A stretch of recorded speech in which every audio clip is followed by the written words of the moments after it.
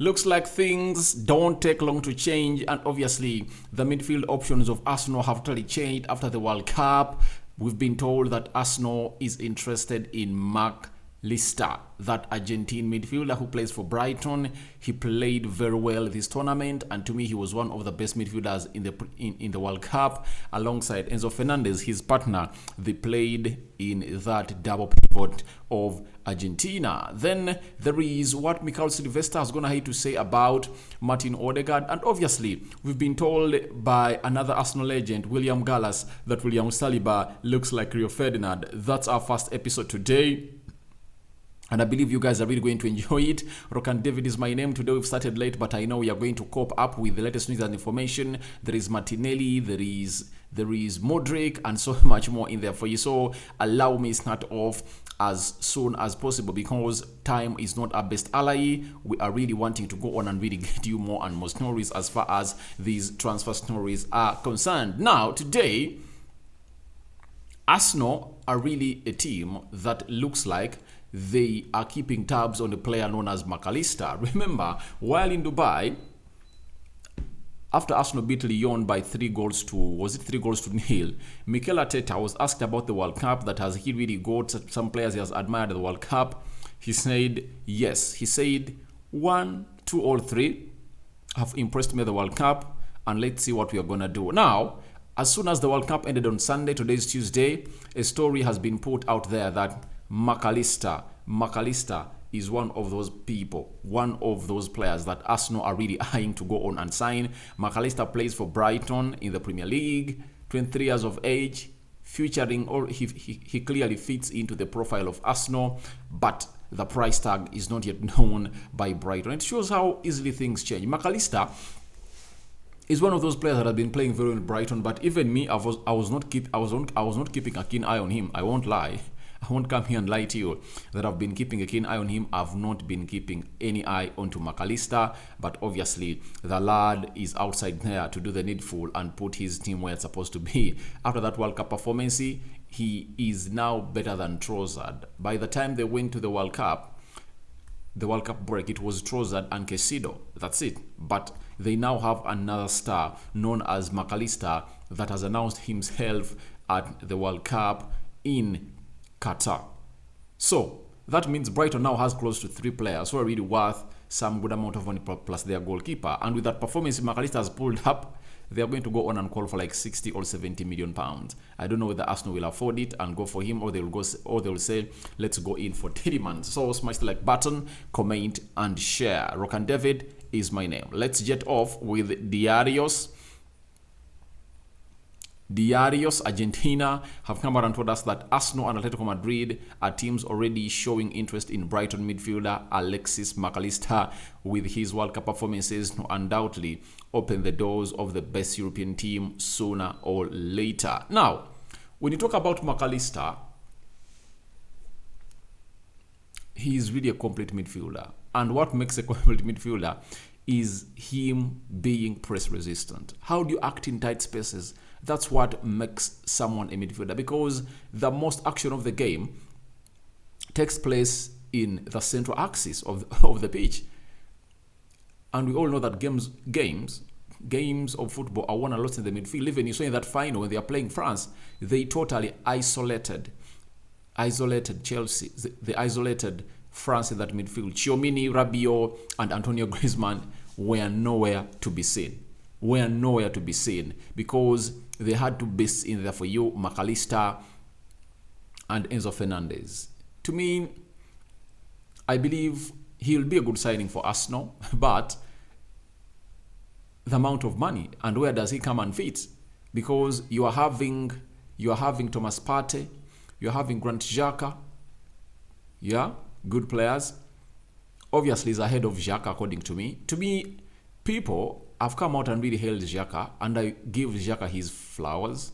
But I believe players like Tielemans and MacAllister can give you more than what Xhaka gives you going forward. Because if Thomas Partey is playing the single pivot, then you need another player to come out and really get the job done, especially exploring the second and third and final thirds. The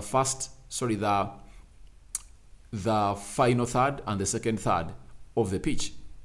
So that requires a player like Tielemans or MacAllister because they offer more than Granit Xhaka going forward. That's the fact.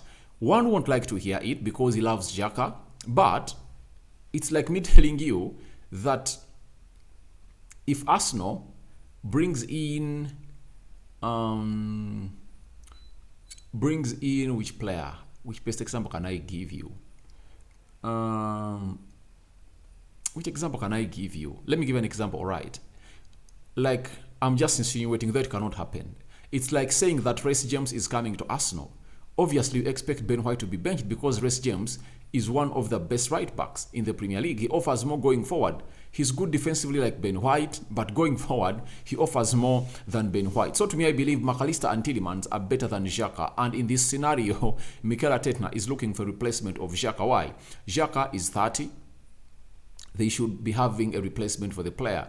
And obviously, they have to go in for proven players like Tielemans and MacAllister. One thing I don't know about MacAllister, let me check about his goal tally. Let me check about his goal tally this season at Alexis MacAllister. Let me check his goal tally at Brighton because for Tielemans, he offers a lot more than him as far as going forward is concerned. Now, in the Premier League, he has 5 goals. That means he's really good at scoring goals. And he has equaled the number of goals scored last season, you get, in just 14 games. So there is a player in him. I believe Arsenal can get him, but on how much? Because it's not only Arsenal that is wanting MacAllister. Atletico Madrid was already in, and very many other teams are really looking in for MacAllister. So that means the bidding war is going to be required. And you know Brighton on selling players. If at all they sold the left back, the first left back at £50 million to Chelsea, that was Ben Chilwell. Ben Chilwell was playing for Leicester. I'm talking about Cucurella. They sold him at £65 million. That is a lot of money for a left back. However talented Cucurella is, but that's a lot of money. But I believe they'll call for like 70 or 65 million pounds, like they've gone ahead to call for for a player known as Caicedo. But I believe if at all Arsenal can go in and get him, he'll be a very good addition to their midfield because his drive going forward is really important.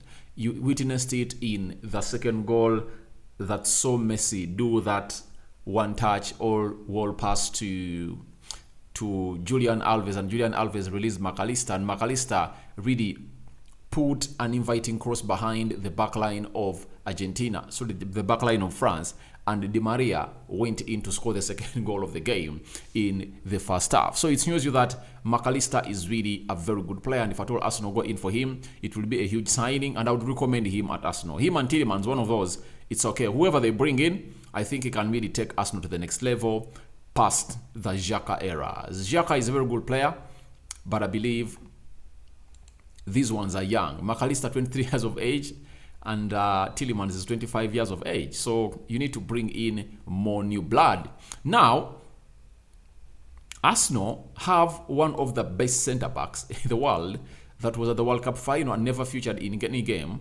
And obviously, William Gallas, a former Gooner, has come out and said the following on this player known as William Saliba. I believe in William Saliba. I love him. He's really a very talented player, but he needs to work hard to get into the starting 11 of France because he's having Varane, Upamecano, Jules Koundé, and Konate ahead of him. 5 defenders. And there is another that never came in through that is rated highly by Didier Deschamps. That is Kimpembe. So he has close to 6 defenders ahead of him, meaning that he's in the 7th fiddle. He needs to go all out and work hard to see to it that he proves a point. But I believe next season, if he stays at Arsenal, I think he's really going to be having a very exciting season. Do you know why? Arsenal is going to be playing the Champions League, and the reason as to why these ones are rated higher, they've been playing the Champions League for a very, very long time, and it's very hard for a manager to go on and change his central defensive partnership. So he needs to go on and put in the shift to see to it that he makes Didier Deschamps believe that he's the right guy for the job. Now, William Gallas on Saliba, he said, he reminds me of Rio Ferdinand and has the same style as him. He's still young and can improve and can still improve. He had a great first part of the season, and although he did not play at the World Cup, he will be fresh for Arsenal. He was telling Getting Casino. Now, comparing him to Rio Ferdinand, I believe they have the same traits. On that, I believe. Their style of play is the same, but I believe Saliba is more faster than Rio Ferdinand, and his physical engagement in the game is better than Rio Ferdinand, because Rio Ferdinand's game was all about game reading. That was his best attribute, and his height was really massive, but his physicality he was not all that bad loaf. But I think Saliba is a giant. Saliba is a beast. But when you look at the way they play, their best attribute is how they use the ball and their game reading. That's what Saliba does better. When he's having that ball, even if there are 3 people around him in the Tinder's box area, that I'm meaning opponents, he acts like there is no one around him. That makes him special. Saliba is a special lad of a central defender. And I think William Gallas has hit the nail on its top, because his style of play is almost like that of Ferdinand. And Ferdinand, by the way, came in through and acknowledged him when he had just played like 3-4 games, because coming in from the French League 1 and coming in the Premier League to go on and really hit the ground running as Saliba, it is really, really, really, really surprising. Very many defenders have come in from the French League and very many other leagues, and it has taken them matches to go on and cope up. Look at Patrice Evra. The first 3 games he played for Manchester United were really abysmal. He cannot even want to remind himself about those games, because he is really a person that was really annihilated and destroyed in 3 games. But later, he came in through and did the needful. Like that game of Middlesbrough, where we are beaten by 4-1. Oh my God. Patrice Evra was really an avenue of, was it Mendieta Keita? I think they had Mendieta Keita, they had Viduka, they had a hell of an attacking line that could not allow them to go on and do the needful as soon as possible to go on and kill off the game. So very many defenders have struggled. Even Nemanja Vidic, in the first 3-4 games, he struggled. Nemanja Vidic struggled in the first 2-3 games, but he later coped up and became one of the best defenders in the world. With him and Ferdinand, they formed the best defensive partnership by then in the world. And obviously, that is what that's why we call Saliba a genius, because he had never played in the Premier League, but obviously he went and played in France for 2 seasons on loan. Then he has returned at Arsenal, and he's really doing wonders at the club. So I believe Saliba has a high ceiling, and it's good for a project like that of Arsenal to be having a player like William Saliba. Saliba has really made loads of efforts that everyone is appreciating. Even me, however much I don't support Arsenal, I'm appreciating the efforts of Saliba. I appreciate talent. There are players in Arsenal team that I really appreciate, and you know them. Saliba, Odegaard, Jesus, Martinelli, Zinchenko, Bukayo Saka. I give them a hail because they are really some good players that every team would love to go on and really have in their squad. So that's good for Arsenal, and William Gallas is going to let us know about that. Now, after William Gallas coming out and telling us, then Michael Sylvestre has come out and told us the following on to Odegaard, my favorite player in the Arsenal team. This guy, you know, to me, one thing that really makes me love a player first is his skill and his ball work. That's it. Odegaard, with his ball work, he's just extraordinary. By the way, in the Premier League, I doubt there is a player who plays as a central midfielder who has the footwork and talent of Odegaard. People will say, Rokani, what of Kevin De Bruyne? Kevin De Bruyne is excellent, is good, but Martin Odegaard reminds me Luka Modric. He reminds me Luka Modric because Luka Modric can do everything that Eriksson and Kevin De Bruyne do. He can, but he has another attribute onto it. He can take off players. Eriksson and Kevin De Bruyne cannot take off players. Let's talk about Kevin De Bruyne, one of the best midfielders in the world right now, and his attributes. His best attribute is that killer pass. He's that killer pass, whether in his own half, whether in the half of the opponent, and that cross that is pinpointing and inviting on the back post. You get? But Odegaard can do all that, and obviously add in what we call the dribbles, the turnovers, the cutbacks, the step overs. He has everything. He's a full package. I love him. I love Martin Odegaard. I love him for life. And the reason that's why you watch most of Arsenal games is to keep my tabs onto this guy. He's 23, he's 24 years of age. I think he celebrated his birthday like 2 days back. And obviously, he's the lad. And we are being told by Sylvester that he's been excellent since the beginning of the season in his captain role and performance level, assisting, scoring, and dictating the pace of the game. He's going to be very important, especially with Gabriel Jesus out. Yeah, he's going to be very important for the club. But to me, he's the best midfielder in the Premier League. You might not want to hear it, unless otherwise players like Frankie de Jong coming through. But right now, I believe he's better than Bruno Fernandes. He's better than Kevin De Bruyne. Do you know why? He does a lot. He's like a Luka Modric. And people have not yet given an eye to this man. Do you know why? They're just underestimating him because he's in the shadow of Bruno Fernandes, Eriksson, and Kevin De Bruyne. But when all of those are left, because I don't believe that Kevin De Bruyne is going to play more two seasons in the Premier League, because he's like, is it 31, 32? Eriksson is 30.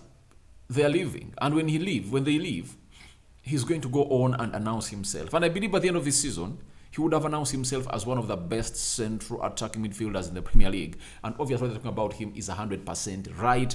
And thanks to Mikel Sylvester, talking about dictating play, his assisting, scoring, and obviously it's going to be very important in the absentia of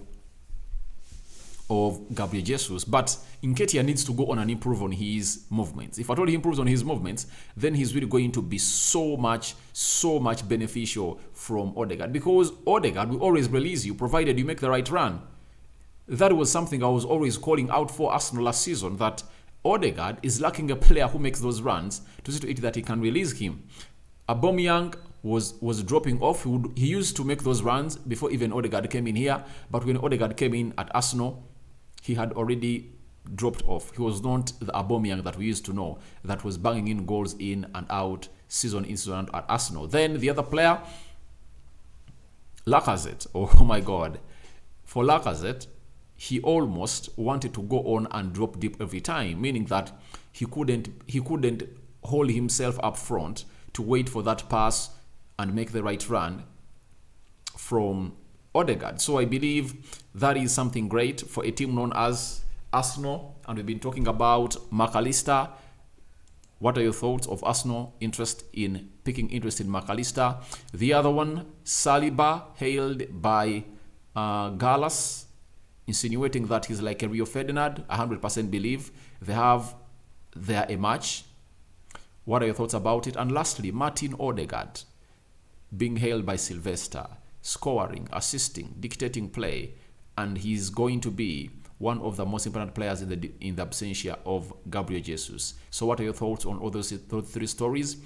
Go in the comment section and flock there and tell me what you think about what we've talked about today. Allow me say bye-bye for now, and I'm going to return. I think the next 1 or 2 hours we will be here talking more transfer news as far as it is happening, because the journalists are from the World Cup. Because Qatar had paid all the journalists to go in the World Cup, they made lots of money, and now they are back. News is flowing, and obviously every team is going to be having plenty of stories as far as this is concerned. And thank you very much. May the Almighty Lord bless you abundantly. Rokani David remains my name. I'm out.